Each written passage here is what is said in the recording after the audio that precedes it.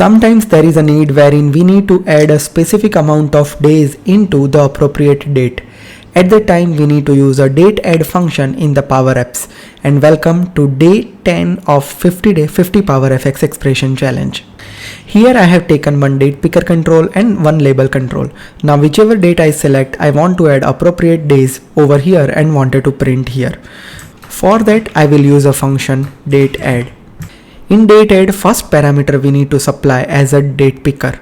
So I am just using datePicker.selectedDate. Then how many days you want to add or remove. If you are adding in negative, which means that it will subtract the days. So let me add -5. And after that you need to provide unit. So you want to subtract days or month or year, millisecond, minute, so many options available over here. Let me add days and let me finish the bracket. Now let me play the app. Let's select date as 15th of August. And you can see we subtracted 5 days from it, and as a result I am getting 10th of August. That's it for today, and follow me for more.